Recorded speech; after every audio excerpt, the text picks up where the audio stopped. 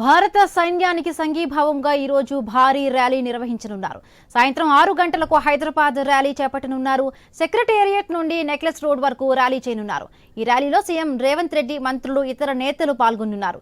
Rally నిర్వహణకు తీసుకోవాల్సిన చర్యలపై సీఎం, డిప్యూటీ సీఎం అధికారులతో చర్చించారు.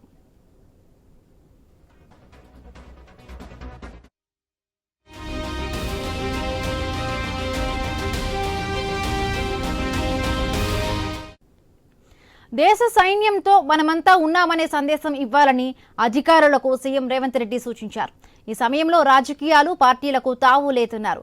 ఆపరేషన్ సింధూర్ నేపథ్యంలో అత్యవసర సర్వీసులు అందించే విభాగాల ఉద్యోగుల సెలవులను రద్దు చేస్తున్నట్లు తెలిపారు.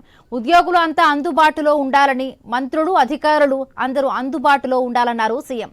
ప్రభుత్వ ఉద్యోగులు, మీడియా, సోషల్ మీడియాలో అనవసర ప్రకటనలు చేస్తే కఠిన చర్యలు తప్పవన్నారు ముఖ్యమంత్రి.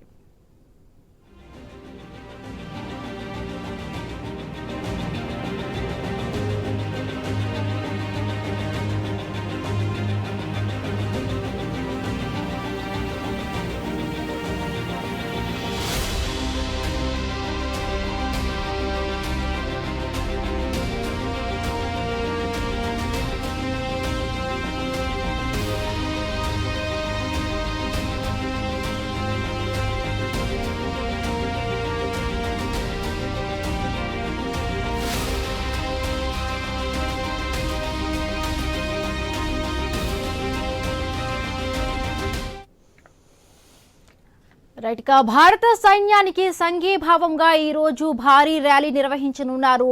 సీఎం రేవంత్ రెడ్డి సహా మంత్రులందరూ కూడా సాయంత్రం 6 గంటలకు సెక్రటేరియట్ నుండి నెక్లెస్ రోడ్ వరకు ఈ ర్యాలీ నిర్వహించబోతున్నారు. రైట్, దీనికి సంబంధించి మరిన్ని పూర్తి అప్డేట్స్ మా స్పెషల్ కరెస్పాండెంట్ సునీల్ అందిస్తారు. సునీల్, భారత సైన్యానికి సంఘీభావంగా ఈ రోజు హైదరాబాద్ లో ర్యాలీ నిర్వహించబోతున్నారు. సెక్రటేరియట్ నుంచి నెక్లెస్ రోడ్ వరకు ఈ ర్యాలీ ఉండబోతుంది. ఆపరేషన్ సింధూర్ లో భాగంగా భారత సైనికులకు మద్దతు తెలపాలని చెప్పేసి తెలంగాణ ప్రభుత్వం నిర్ణయించిన మేరకు ఈ రోజు ఈ ర్యాలీ ఉండబోతోంది. ప్రస్తుతం భారత్ పాక్ మధ్య తీవ్ర ఉద్రిక్తత నేపథ్యంలో సైన్యానికి మనమంతా అండగా ఉన్నాం అనే సందేశం ఇవ్వాలి అని అన్న సదుద్దేశంతో ఈ ర్యాలీ నిర్వహిస్తున్నట్టు కూడా సీఎం ప్రకటించారు.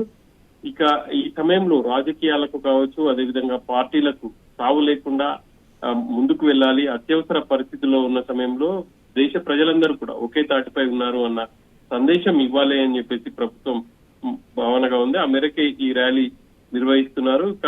సాయంత్రం 6 గంటలకు ఈ ర్యాలీ ప్రారంభం కాబోతుంది.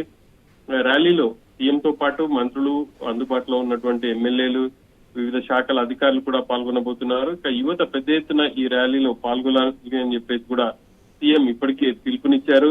ఇక ఈ క్రమంలోనే పెద్ద ఎత్తున పోలీసులు బందోబస్తు కూడా ఏర్పాటు చేసే అవకాశం అయితే కనిపిస్తా ఉంది.